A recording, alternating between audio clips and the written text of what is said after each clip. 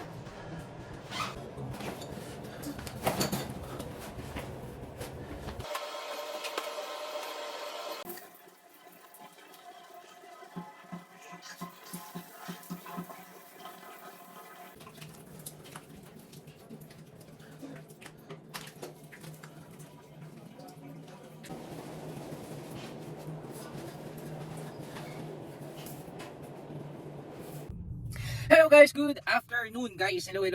Off natin today pero parang hindi natin off kasi marami tayong mga gagawin today na mga errands. Kaya kung gusto niyo akong samahan, stay put guys. Huwag niyo munang skip tong video na to kasi para makita niyo kung paano ba ako mag-day off na hindi day off. Gets niyo yan? Ang mga business owner na katulad ko, hindi yan ibig sabihin na kunyari off tayo, wala kang gagawin. Pero usually as a business owner guys, doon kami mas maraming ginagawa because doon kami nakakapag-plan, doon kami nakakaisip ng mga bagong ganap, doon namin pinapasok ang mga errands namin. Doon sa panahon na walang mga tao o wala kaming kinakausap. So this is my usual off guys. Doon ko ginagawang errands ko, doon ako nagbi-me time. So yan guys, samahan niyo ako kung saan ako pupunta ngayong araw na to. Happy Monday!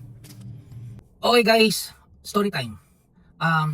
Una, pag-park ko dito sa mall, kasi nga maggagawa na ako ng errands, at may bibili lang ako, nakita ko, yung leather seat ko, ang daming watermarks. So akala ko kung ano na nangyari, naulanan na ba?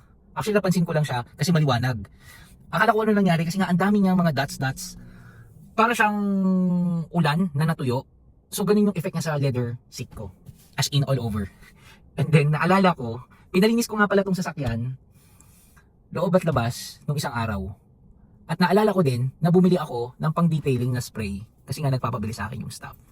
So doon ko na-realize guys, na inisprayan niya yung leather seat na bagong-bago, tapos siguro hindi siya napunasan ng maigi. And ako for me, dapat in-spray muna sa towel. Tama ba? Sa towel, bago siya or sa cloth, bago siya ipunas dito. Para hindi magmarka kasi masyadong malakas yung chemical nung ini-spray magmamark yun tapos hindi mo siya ma-sprayan maigi. So dapat sa cloth muna. Tapos para ma-spread mo evenly. So nagulat ako, bakit ang daming dots? Sabi ko, kabago-bago ng sakyan, ano ba to? Nung ginawa ko ba to, ganito na talaga. So doon ko na-realize, nag-flashback sa akin na parang yun nga pala, nagpalinis nga pala ako. So tinawagan ko yung staff. So syempre, galit na galit ako. Hindi na lang siya nagsalita. So siguro na-realize ka rin na, oh my God, na yun nga, na baka nga doon, na hindi niya masyado napunasan. Doon napunasan niya daw yun after niya spray. Pero kahit kasi siguro gaano kapunas, pero sa sobrang lakas kasi nung spray, magmamarka muna siya talaga doon sa leather seat. So dapat, sa basahan muna, tapos saka mo siya pupunas. Buti na lang meron ako, pangligo ko pa naman to. Buti may towel ako, tapos meron akong water dito, binasa ko to, tapos ko pinunasan. Nawala naman siya guys, parang yun nga, nawala yung ibabaw niya. Ibabaw lang naman siya. Pero grabe yung stress ko guys, kaya tayo mga negosyante, I don't know kung ganun din, same feeling, ito yung realization ko. Bago tayo mag-delegate or may tasking tayo, minsan kasi komportable na tayo na mag-utos, tapos hindi na natin minomonitor. Ang nangyari kasi, pag kunyari hindi natin minomonitor, mas lalong papalpak yung mga bagay-bagay. Kaya ako talaga nagmamicro, wala namang masama sa micromanagement. Pero nowadays talaga kasi minsan ang dali nilang sabihin, ay alam ko na yan kasi nga nakita nila sa internet lang how to apply, tas hindi naman nila, siguro hindi naman talaga nila alam. I don't know, gano'n na ata ngayon na parang akala nila alam nila, yung pala hindi nila alam. So for us, business owner, ito ang pinaka-tip ko sa inyo at saka sa akin na rin, ang realization ko. Pag nag-delegate tayo ng mga bagay-bagay, make sure na i-double check natin, not only double check, i-triple check natin yung result bago natin sila hayaan. Huwag tayong basta-basta na hayaan lang natin sila. Kasi iba na yung generation ngayon. I don't know. Iba na yung generation ngayon. Sabihin nila, alam ko po yan sir, ganyan. Porket first time nila nakatry nung dati. Pero iba kasi yung mga pinagdaanan ng mga talagang, no offense sa mga new generation ngayon. Pero yung pinagdaanan talaga ng mga millennial, iba talaga eh. Aba, sabi ko talaga, lumuhod talaga kami sa munggo at asin. I don't know kung pare-pareho tayo ng naging karanasan. Pero talagang, we learned it in a hard way. Parang ganun. So, yun lang guys, yun lang yung mga advice ko at huwag natin kakalimutan as business owner na pag nag-delegate tayo, we'll make sure we double check, we triple check things bago natin sila hayaan na mag-isa. So yun lang guys, yun lang yung off ko. So hindi ko na to itutuloy, pero hindi ko na ikukunan yung iba dahil na-stress talaga ako sobra. Alam niyo yung para OMG, wala pang isang buwan to, pagkatapos ang dami ng waterworks yung sasakyan.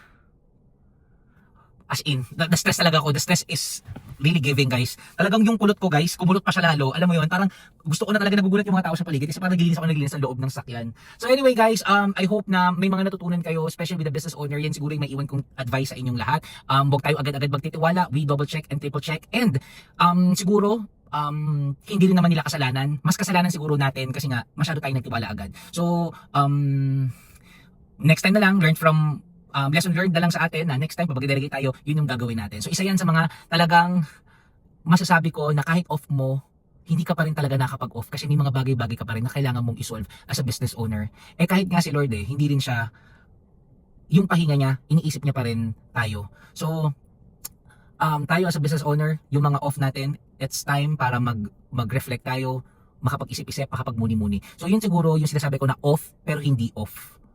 So para kung off, dahil wala akong routine sa opisina, pero meron akong mga bagay-bagay na dapat isolve, dapat gawin. Pero again, that's a good problem. Yun lang guys, I'll see you tomorrow.